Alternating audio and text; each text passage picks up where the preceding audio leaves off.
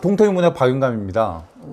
이번에는 반응이 책임이다 라는 것에 대해서 한번 얘기를 해보겠습니다. 바로 앞에 영상에서 문제가 생겼을 때가 가장 깊어질 수 있는 기회라고 얘기를 했는데 한번 생뚱맞은 질문을 해볼게요. 짝사랑은 사랑인가요? 아닌가요? PD님, 짝사랑은 사랑인가요? 아닌가요? 사랑이지 않을까요? 이건 보기에 따라 달라요. 짝사랑은 내가 혼자 일방적으로 좋아하는 거잖아요. 그래서 이제 저는 이제 사랑이 아니라는 쪽인데, 왜냐면 이건 정답이 있는 건 아닙니다. 그러니까 내가 혼자 저 사람을 좋아하면 저 사람에 대한 이미지를 내 안에서 키우고 있죠. 내가 저 사람 물론 계속 보고 싶고 만나고 싶고 하지만 내가 내 속에서 만든 이미지는 그 사람이 아닙니다. 그 사람을 진짜 알고 있는 사람인 게 아니죠. 내가 A라는 사람을 좋아할 때 A를 진짜 알아가면서 좋아하는 게 아니라 A에 대한 이미지를 내 안에 쌓아가면서 내가 쌓아놓은 이미지인 A를 좋아하는 거예요. 그래서 실제 A랑 만나게 되면 깨게 되겠죠. 좀 다르네. 뭐야, 깬다. 말 그대로 깬다고 하잖아요. 사랑이 깨지겠죠. 그래서 짝사랑은 사랑이란 말이 들어가 있지만 진짜 사랑이라고 보기는 어려울 수 있습니다. 질문을 바꿔보면 짝사랑의 짝은 숫자로 말하면 1일까요? 2일까요? 그러면 짝이니까 2가 떠오르겠죠? 우리가 신발 그러니까 짝이니까 이게 한 짝이라고 하면 두 개 켤레를 얘기할 때 짝이라고 하잖아요? 근데 짝이라고 하는 게 어근상으로 1을 나타내는 어근일 때가 꽤 또 있습니다. 예를 들어, 우리 짝다리. 야, 짝다리 짚지 마라. 군대 가서 짝다리 짚으면 이제 혼나거든요? 짝다리라고 할 때 한쪽 다리만 이렇게 세우고 있는 걸 짝다리로 하잖아요. 그러니까 한 짝만 한다 라는 의미로 짝다리 또는 한 짝에서만 사랑을 한다, 짝사랑, 이런 말이 되는 거예요. 그래서 1이라는 뉘앙스로 쓰이는 짝도 있습니다. 둘이 한 짝이라고 할 때 이 두 개를 얘기하는 짝도 있지만, 그래서 여기서 갑자기 이런 얘기를 한 이유는 한 짝이라고 할 때의 일방적인 일방통행 또는 쌍방통행 이 이제 두 개의 관계가 있겠죠.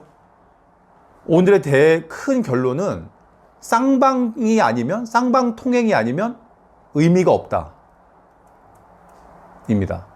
예를 들어 수업으로 비유를 해보면요, 어떤 교사가 수업을 준비했는데 매우 훌륭한 수업을 준비해서 1반, 2반, 3반, 4반, 5반에서 다 똑같은 수업을 해요. 괜찮은 수업인 것 같습니까? 옛날엔 그랬을지도 모르죠. 옛날에 아이들이 엄청 많고 그럴 때는 뭐 충분히 괜찮을지 모르겠지만, 이제는 아이들도 적어졌고 교사가 아이들과 함께 서로 상호작용하면서 만들어가는 수업을 중시하잖아요. 그래서 그렇게 본다면 매번 수업마다 똑같은 수업이 아니라, 왜냐면 그 반마다 애들의 구성원이 다르니까요. 그 반의 구성원의 아이들이 조용한지 떠들썩한지 적극적인지 또는 막 활동적으로 하는지 안 하는지에 따라서 수업은 달라질 수밖에 없고 달라져야 좋은 수업입니다. 그러니까 교사 자신도 중심적인 맥락은 갖고 가겠지만 아이들의 반응에 따라서 자신도 새로운 반응을 하면서 새로운 수업을 만들어가는 것을 교사도 만끽을 해야 해요. 그래야 참 수업이라고 볼 수 있습니다. 같이 만들어가는 수업. 그게 아니라 한 사람만 일방적으로 계속 토해내고 한 사람은 듣기만 하고, 이거는 진짜 옛날 구닥다리 수업이죠. 이런 수업을 애들은 보통은 따분해하죠. 물론 명강이라고 하면은 뭐 속에서 막 대단하다 할 수도 있겠지만, 대부분은 내가 하는 역할이 없으면은 졸고 뭐 이렇게 되지 않습니까? 내가 자꾸 말하고 참여하고 내가 말한 것이 수업에 반영이 되고, 그래서 실제로 수업의 방향이나 형태가 바뀐다 그러면 얼마나 신납니까? 물론 뛰어나지 않은 결과물이 나온다고 하더라도 의미가 있죠. 그런 수업이 자꾸 만들어져야 되죠. 내가 작용한다 라는 그런 감각. 앞선 영상에서 학원의 학원의 맹점에 대해서 얘기했지만, 학원의 문제점은 뭐죠? 이 아이가 모르는 게 있기 때문에 학원에 갔죠. 그러면 그게 반영돼서 학원의 수업 내용이 달라져야겠죠. 왜냐면 모든 애들이 모르는 게 다르니까. 문제는 뭐냐? 학원이 수익을 내려면 1대1이나 이런 방식으로는 수익이 잘 1대 소수는 수익이 크게 나지 않습니다. 물론 그런 컨셉인 곳도 있지만 대부분은 어떤 컨셉을 좋아하냐면 1대 다수를 좋아하는 거죠. 그러면 또 학원에 가서 또 학교처럼 똑같은 상황이 되는 거죠. 역시 이것도 지금 학원의 맹점입니다. 학교보다 더 나은 서비스를 받으려고 학원에 돈 내고 가는데 또 학교와 똑같은 상황이 돼요. 문제죠. 그 아이가 틀린 부분이 뭔지를 자세히 들어서 쫓아가줘서 그 아이가 깨닫게 해주는 그런 수업이 돼야 합니다. 아이가 스스로 그걸 할 수 있으면 좋은데 그건 나중에 제가 학습에 대한 얘기를 할 때 하겠습니다. 지금은 쌍방향, 반응에 대한 얘기를 하고 있습니다. 요즘 애들이 이제 결혼을 하기 싫다는 얘기를 많이 해요. 애 안 낳겠다, 결혼 안 하겠다. 왜냐면 이제 여러 가지 이유가 많지만 어쨌거나 결혼을 할 때 너무 준비해야 될 게 많고 그걸 준비해가는 과정도 너무 힘들 것 같고 자신도 없고 또 자녀를 기르는 것도 너무 힘들어 보이고 하니까 나는 내 인생이 중요하다. 그래서 나는 결혼 안 하고 내가 이렇게 살겠다. 약간 모순적인 얘기죠. 왜냐면 지금 부모님의 그거를 다 자신이 받으고 있는데 어쨌든 간에 뭐 인간은 자신을 위하고 싶으니까 뭐 그렇게 생각하는 건 당연합니다. 다만 문제는 뭐냐? 길게 보지 못하는 게 문제죠. 시야가 길게 나중을 볼수록 지혜가 가깝고 가까운 것만 볼수록 지혜롭지 못하다고 예전에 얘기한 적이 있는데 결혼을 하지 않고 나 혼자 인생을 산다. 그래서 내가 번 거 내가 쓴다. 그래서 일단 눈앞에 먼저 좋죠. 먼저 이득이에요. 그런데 나중에 가면 나이 들어서 이제 내가 이제 맥락이 친구들과 달라지고 그때는 이제 지금은 친구가 많고 하고 싶은 것도 많지만 재미의 요소도 달라지고 지금 재밌는 게임이나 이런 영상들이 그때 가면 재미가 없어지는 시기가 반드시 온다는 거를 아이들한테 지금 얘기해도 애들은 이해하지 못하죠. 아마 부모님들은 무슨 느낌인지 아실 겁니다. 옛날에 재밌던 게 지금 재미없는 거. 그런데 어쨌든 간에 그땐 그렇고 그 수많은 걸 같이 해온 사람과 같이 있지 않으면 그때 외로워진다 라는 거를 애들은 잘 이제 아무리 얘기해줘도 일단 지금 아이들은 동감을 못 할 거예요. 그래서 결혼 안 하는 게 나을 것 같아요. 그러니까 이제 그건 일단 놔두고 이런 문제를 생각해 봐야죠. 제가 자주 수업에서 아이들한테 하는 게 있습니다. 너 만약에 아빠 엄마가 이제 어디 길게 여행을 가신다든가 해가지고 내 맘대로만 지낼 수 있는 시간이 되면 어떠냐? 그럼 뭐 너무 좋다 그러죠. 뭐 이제 막 보고 싶은 거 다 볼 수 있고 이제 막 먹고 싶은 거 먹고 얼마나 좋아요. 그런데 정말 내가 하고 싶은 대로만 계속 산다 그러면은 어떻게 될 것 같으냐라고 하면은 그건 또 문제라고 애들이 합니다. 내가 사고 싶은 대로만 하면은 뭐 아침에 늦잠 자고 좋게 하겠지만 이대로만 가면 문제가 되겠다. 그럼 내가 지금 왜 망가지지 않고 있는 것 같으냐? 그러면은 옆에서 나를 잡아주고 있는 존재가 있어서 내가 잘 되고 있는 것 같다. 예를 들어 잡아준 존재는 대표적으로 부모님이 계시겠고 아니면 학교, 뭐 학원 이런 것들이 나를 어쨌거나 뭔가 강제성 있게 요구하고 잡아주는 게 있으니까 그래도 내가 그나마 내 욕구대로만 가면 망가지기 쉬운데 그래도 가고 있는 것 같다라는 대답을 해요. 그러면 이제 제가 여기다 이제 그 다음에 뭐라고 묻냐면 좋아. 그럼 지금은 그런 게 잡아주고 있다고 하자. 근데 이제 너희가 이제 나중에 성장해서 어른이 되면 아빠 엄마도 같이 안 계시게 될 거고 또 학교도 안 다닐 거고 직장을 다니는 사람이 있고 안 다니는 사람이 있을 수 있겠지만 어쨌든 간에 뭐 내가 불편하면 직장 안 다니는 경우도 많지 않느냐. 그러면 나를 누가 잡아주지? 그때는 내가 하고 싶은 대로만 할 수 있을 텐데 하루 종일 게임만 하고 싶으면 게임만 할 수 있겠죠. 뭐 물론 흐름이 안 좋겠지만 그때는 어떻게 하냐? 누가 잡아주냐? 그러면 이제 애들이 멍해지면서 대답을 잘 못해요. 그러면 이제 우리가 이제 부모나 이제 어른의 입장에서 생각을 해보면 누가 우리를 잡아줍니까? 우리도 쉬고 싶고 놀고 싶고 하는 건 마찬가지잖아요. 그런데 누가 우리를 잡아주죠? 어른이 된다고 하는 거는 얼마나 많은 사람을 내가 책임지고 있느냐 관련이 있죠. 자녀가 나를 잡아준다는 표현. 아기 손을 이렇게 하면 애가 이렇게 본능적으로 손을 이렇게 쫙 쥐죠. 애가 내 손을 잡는 이 감촉이 너무 좋았는데 아이가 그 존재만으로도 애를 보면 직장에서 너무 힘들었는데 열심히 해야겠다. 애를 내가 이유를 책임져 줘야겠다. 이런 그 마음이 드는 거는 대부분 부모가 한 번씩 하는 결정이 마음 상태잖아요. 나중에 나이 들면서 좀 바뀔 수도 있지만. 그러니까 결국에는 나이가 들면서 어른은 내가 책임지는 대상에 의해서 그들이 나를 관리해 주는 겁니다. 그 존재가. 그죠?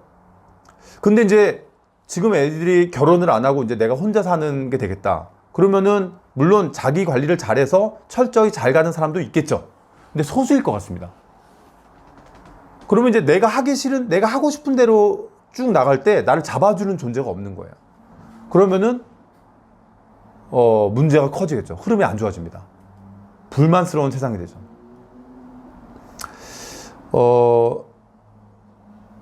그래서 이런 문화가 자꾸 이제 눈앞에 있는 것만 보다 보니까 길게 뒤에 보고 나한테 이런 게 필요하다. 이런 게 지혜의 문화인데 그런 문화가 사라져가는 게 문제일 수 있다라는 거잖아요.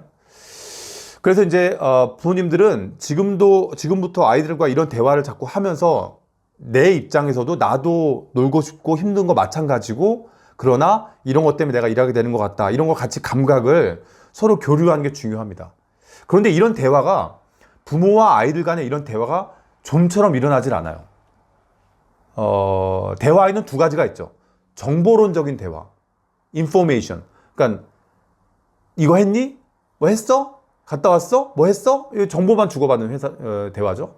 근데 그 다음에는 이것만 있는 게 아니라 가치론적인 대화. 뭔가의 가치에 대해서 이건 어떻게 생각해? 이건 나 이런 것 같아. 라고 하면서 서로 가치를 주고받는 대화가 있습니다. 일치하지 않을 수도 있지만. 문제는 요즘에 가정에서 일어나는 대화 중에 대부분이 정보론적 대화만 있다는 거죠. 왜냐면 가치는 뭔가 쑥스러워요. 많이 외면받고 있죠. 더더군다나 지금은 자본주의에 의해서 돈으로 모든 게 치환되는 시대이기 때문에 사람들이 가치하면 돈으로 치환하는 게 익숙해져 있는 시대라 무조건 돈 많이 벌고 위로 오르는 게 최고라고 생각하는 입장에서는 다 똑같으니까 대화라는 게 별로 발생할 게 없어요. 그냥 열심히 해. 잘했냐? 노력하는 게 제일 중요해. 뭐 이런 말밖에 나올 게 없으니까 뻔하죠. 그러니까 대화가 없는 거예요. 별로 일어날 게 없는 거예요. 또 대화가 없는 이유 중에 하나는 부모와 아이가 불공정한 상태에 있기 때문입니다. 우리 공정하지 못하다. 기울어진 운동장의 비유가 있죠. 축구 운동장이 기울어져 있다면 당연히 위에서 아래로 공격하는 팀이 많이 유리하고 아래에서 위로 올라가야 되는 팀은 불리하겠죠. 그래서 이제 사회의 불공정한 상태를 얘기할 때 기울어진 운동장의 비유를 많이 얘기하는데 부모와 자녀의 대화도 기울어진 운동장입니다. 단도직입적으로 부모의 경험치가 압도적으로 많아요. 자녀에 비해서요. 그러니까 자녀가 뭔가 의견을 내놓을 여지가 없어요. 왜냐면 부모가 당연히 옳죠. 당연히. 그러니까 자녀는 거기에 주눅이 들고 자꾸 부모가 말하는 대로 하게 됩니다. 그러면은 어떤 결과가 나올까요? 계속 부모의 의도대로 가게 되면 역시 독립하지 못하는 자녀가 나오는 거예요. 자녀가 말하는 게 어리석다, 또 유치하다, 뭘 몰라서 이런 대답을 한다. 있겠죠? 있습니다. 그때의 부모가 어떤 반응을 보이느냐가 자녀의 앞날을 책임진다고 해도 과언이 아닙니다. 지혜로운 부모는 어떻게 할까요? 그 애가 지금 현재 유치한 상태라고 해도 그건 당연한 거죠. 어리니까. 경험이 없으니까. 그래서 그걸 인정해주고 대단하다. 그러네. 또 뭐 꼭 굳이 뭐 위선적으로 칭찬해주지 않더라도 그런 거 같으냐? 이러면서 그 굳이 비난할 필요는 전혀 없고요. 근데 신사적으로 내 의견은 이런 거 같은데 이건 어떤 거 같으냐? 라고 이렇게 얘기할 수도 있고요. 그리고 결정은 자녀한테 위임. 그래서 네가 한번 결정해보는 경험. 너가 결정하는 게 너의 일상을 바꾼다는 경험. 아까 수업에 대한 얘기를 했죠. 내가 참여해서 이 수업이 바뀌는 거라는 경험이 수업에 대한 느낌을 완전 바꾸는데 아이들의 일상은 어떻습니까? 애들이 자기의 일상의 스케줄을 바꾸고 결정하고 있나요? 엄마가 다 스케줄 짜고 결정하는 거 아닙니까? 그런 애들이 독립적인 사람이 될 수 있다고요? 어떤 애를 키우고 싶어서 애를 지금 이렇게 하고 있는지 물어보고 싶은데. 불공정한 게임을 그만두세요. 부모가 나이가 먹으면서 했던 경험을 가지고 갑질하지 마십시오. 자신이 어렸을 때의 감각은 좀처럼 얻기 어렵지만 아이가 독립해서 나중에 어엿한 한 사람이 되게 하길 원한다면 그 자체에서 내놓는 의견을 존중하고 아이가 결정하게 한 다음 신사적으로 자기의 의견을 제시하는 방식으로 대화가 이루어져야 됩니다. 예전에 얘기했던 것처럼 물을 따르고 싶을 때 컵을 쓰러뜨리고 물을 따르는 사람은 없습니다. 내가 하는 말이 아이한테 들어가게 하고 싶다면 아이를 세워줘야죠. 아이를 세워주고 나서 내 말을 신사적으로 넣어야 물이 담기겠죠. 먼저 쓰러뜨리면서 아휴, 네가 뭘 한다 그래, 응? 또는 뭐 또 막 계속, 그러니까 물론 불만이 가득하게 하겠습니다만 막 애가 막 제대로 하는 게 없어 보이니까 그럴수록 세워줘야죠. 그럴수록 사람을 세우고 나서 말하는 방법을 부모가 먼저 배우고 결정할 필요가 있습니다. 레미제라블이라는 책에 제가 제일 좋아하는 문구가 있어요. 장발장, 이거 책을 읽어보신 분은 더 잘 이해하겠지만 장발장이 초기에 이제 이렇게 훌륭한 사람이 되려고 결정하고 나서 약해져 가고 있을 때 이 장발장이 코제트라는 여자아이를 구해서 이제 자기 애도 아닌데 계속 데리고 있죠. 마지막 이런 문구가 나옵니다. 장발장에게 주교의 거룩한 기억은 약해져 가고 있었다. 그가 낙담해서 다시 타락하기 직전에 있지 않았는지 누가 알겠는가. 그러나 그는 코제트를 사랑했고 다시 강해졌다. 그도 역시 코제트와 마찬가지로 비틀거리고 있었던 것이다. 그는 그녀를 지켰고 코제트는 장발장을 굳건하게 해주었다. 그의 덕택으로 그녀는 인생에서 걸어갈 수 있었고 코제트의 덕택으로 장발장은 덕의 길을 계속 갈 수 있었다. 장발장은 코제트의 버팀이었고 코제트는 장발장의 거점이었다. 운명의 균형에 헤아릴 수 없는 기막힌 신비여 라는 이 문구인데, 이 아이가 우리를 잡아주고 있는 것처럼 그 아이를 존중하고 세워주고 그래서 그 아이에게 반응해 주세요. 영어에서 반응은 response죠. 그런데 책임은 responsibility입니다. 두 단어가 연관성이 있죠. 반응이 곧 책임이다. 어떤 사람과 사느냐가 매우 중요할 텐데 반응을 보이는 사람이 가장 중요하다. 어떤 일에 대해서 각자 보이는 반응은 그 사람의 가치관을 드러내죠. 자녀도 신사적으로 반응하고 부모도 신사적으로 반응하는 그런 가정이 될 수 있도록, 서로를 세워주는 반응이 될 수 있도록 다시 계속 매사 함께 연구하고 갈 수 있길 바랍니다. 여기까지 하겠습니다.